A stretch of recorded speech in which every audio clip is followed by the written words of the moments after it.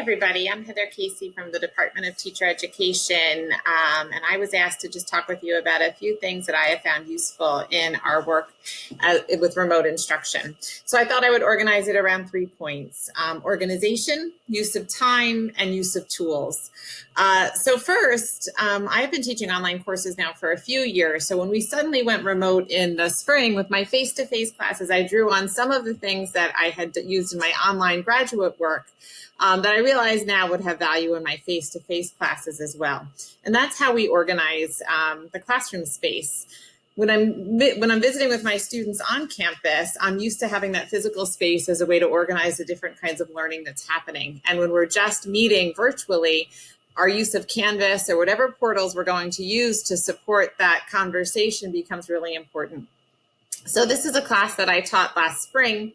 And you'll see when I go to modules, prior to moving remote, I was using this more as a repository of information that students could access. But once we turned remote, it became their classroom. And so what I tried to do was organize a page for each class that offered some consistency. So for example, this was our first synchronous meeting, and all of the materials needed for that class could be found here. And students responded really positively to that, and I found it helpful too. It became an overview of how we were going to access and interact with one another from whole group, small group, and even some of our individual conversations. All of the links to readings and everything were in one spot, any assignments they needed to submit, etc., as well as a preview of, it was essentially a more fleshed out version of what was on the syllabus. And then two, one of the things I think hard about when working in remote settings is our use of time. So I tried working with both synchronous and asynchronous work. This particular class, and most of the classes I teach, have a heavy field component. And of course, we were no longer in our K-12 schools, so we were doing work virtually. Much of that was held asynchronously. And I will say, with the permission of students, I did record classes, and they found that helpful because they could go back, particularly since they weren't anticipating having to engage in instruction in this way. I know that's at the discretion of students and teachers, as if that is something that you would like to do. So our virtual field material, this is an example of a self-paced asynchronous work. They knew that things had to be completed by a particular time, but they were at their own discretion as to when they engaged with this content.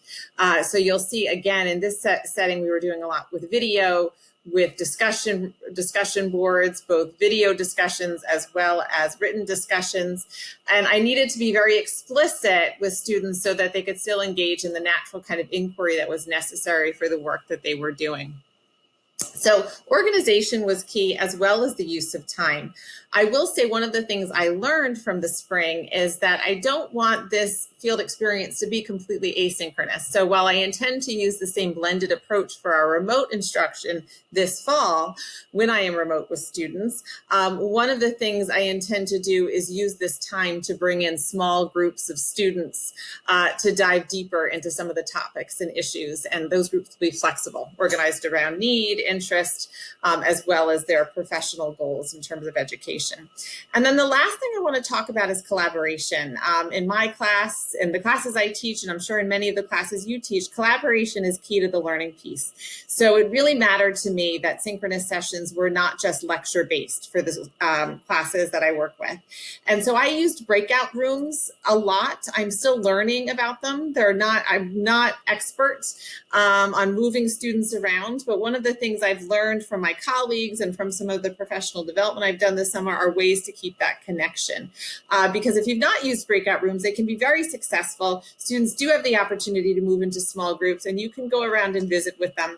But one of the challenges is, of course, when we're in our classroom, we can kind of see what's happening, and that's not the case with Zoom breakout rooms. But one of the strategies I intend to use this fall is just a simple Google Doc as a way for students to be able to see what others are sharing and thinking about topics or questions, and as a way for me to see that as well.